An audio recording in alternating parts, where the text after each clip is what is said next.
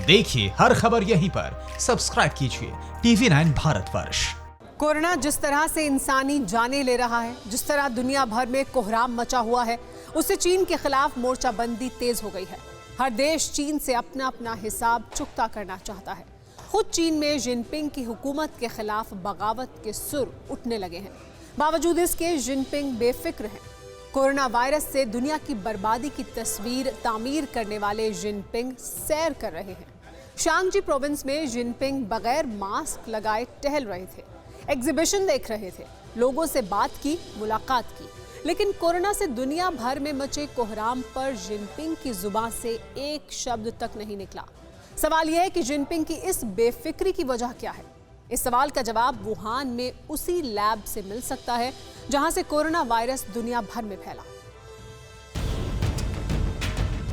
Wuhan की ये वही लैब है जहां से निकला अदृश्य कातिल धरती के एक कोने से दूसरे तक हजारों जानें ले रहा है। दुनिया इल्जाम लगा रही है कि चीन ने वुहान की इसी लैब में कोरोना वायरस बनाया, जिसे साजिश के तहत दुनिया भर में फैला दिया गया। जनवरी में वायरस फैलने के बाद से ही इस लैब पर सवाल उठ रहे थे, लेकिन चीन खामोश रहा। अब अमेरिका ने जब चीन की इस किलर लैब में घुसने का ऐलान किया तो चीन की जुबान पर लगा ताला खुल गया।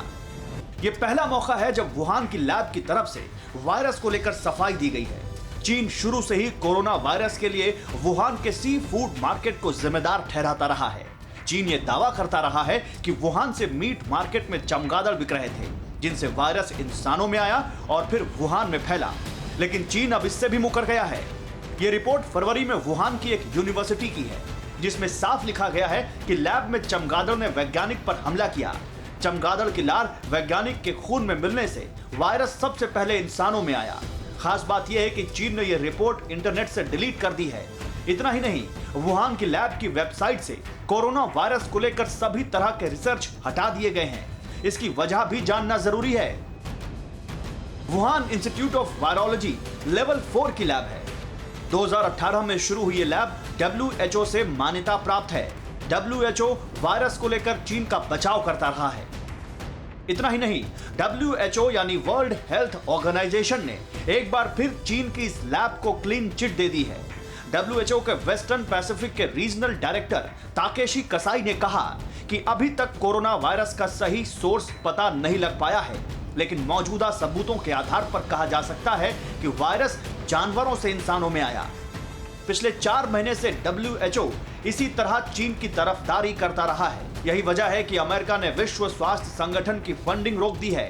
वहीं चीन ने WHO को 150 मिलियन दिए हैं। साफ है कि जिनपिंग की खामोशी और बेफिक्री की वजह यही है।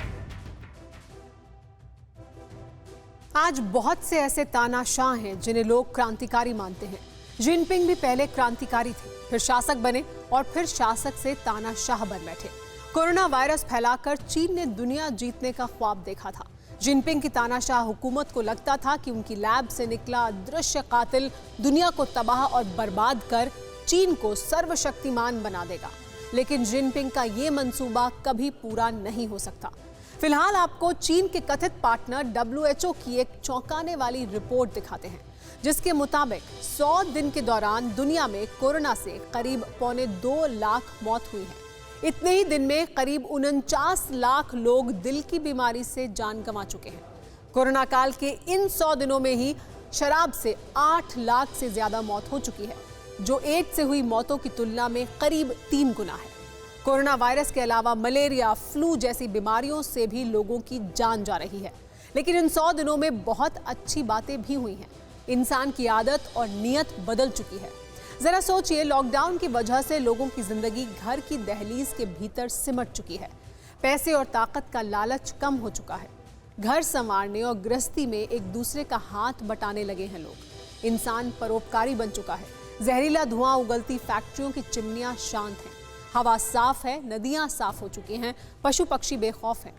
आज नहीं तो कल कोरोना वायरस का खात्मा होना ही है।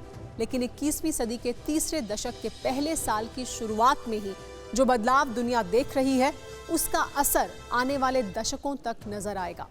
अड़ी सोमवार से शुक्रवार शाम 6 बजे सिर्फ TV9 भारतवर्ष पर।